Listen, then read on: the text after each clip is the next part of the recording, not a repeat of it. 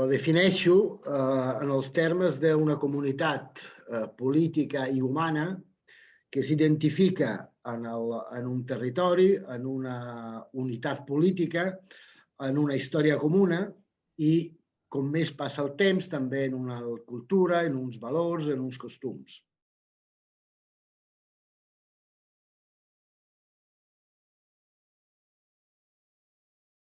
Es busquen dates perquè una data et dona un punt en què agafar-se molt pràctic i molt concret. I com altres preguntes després s'intenta anar més enrere. Però en realitat no hi ha res al llarg d'aquest procés, tot i que el segle X sigui un segle important, que va determinar inequivocablement que Catalunya naixeria i seria tal com és. Amb la qual a mi em sembla més important determinar com funciona el procés que porta a una identitat nacional, a una consciència d'identitat col·lectiva, que després esdevé nacional, que fins al segle XII com a tal no en podem parlar.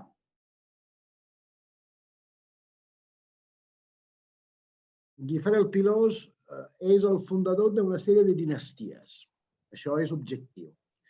És el primer que transmet hereditàriament el seu càrrec de comte com un títol familiar. Però això ho fa tota la noblesa de l'imperi carolingi. No és un fet exclusiu de Catalunya.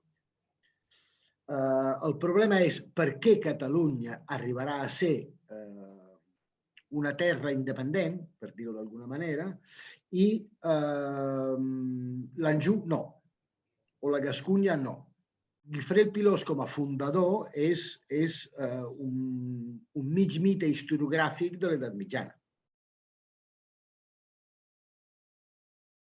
Les pistes que podem tenir, que són molt poc lluminoses, per dir-ho d'alguna manera, molt difícil de sintetitzar, rauen sobretot en l'autogovern, en el fet que els comtats que seran Catalunya no depenen per la seva administració, per la seva directrius, per la seva política, diguem-ne així, interna o externa, d'una autoritat monàrquica superior.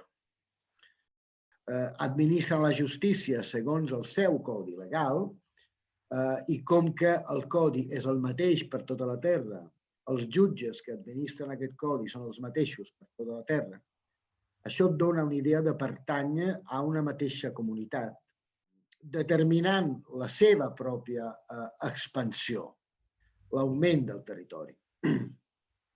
Perquè hi ha l'ocupació de terra cap al sud, ja a finals del segle IX i al llarg de tot el segle X és considerable, perquè ja a mitjà segle X ja han arribat a la frontera del Gaià. I això es fa independentment, per exemple, del que digui o no digui el rei carolingi o el rei Capet de França.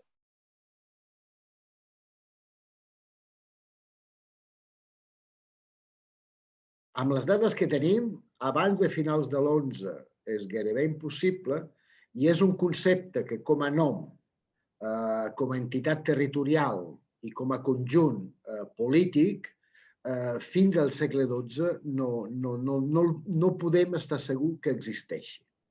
És que en el fons tot aquest procés d'identificació d'un territori, dels seus governants, de les seves estructures i del tot plegat es cristal·litza, necessita cristal·litzar-se a partir de la unió amb l'Aragó. La més acceptada és la més equivocada de totes. Catalunya de terra de castells. I no s'aguanta tampoc com a raó, com a per què. I és com a mínim sospitós que Catalunya sigui terra de castells i els veïns sigui Castella, que també fonèticament és molt més proper a terra de castells que no pas a Catalunya. N'hi ha algunes que però no li acabo de trobar el convenciment absolut. És possible que sigui una mala interpretació de Catalunya, els camps catalàunics, Chalon-sur-Mer, actualment, Però ho sento, després d'haver-les comprovades i analitzades totes, encara no tinc una clara idea d'on, com i per què tenim aquest gentilici, aquest nom. En general, diria que qualsevol tipus de relat històric es va adaptant als interessos polítics del moment.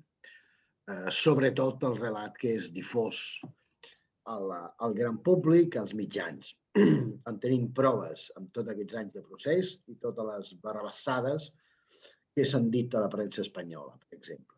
I a més, també a mitjans acadèmics. En el cas de l'alta edat mitjana és encara més fàcil, segons com fer-lo, perquè al ser una època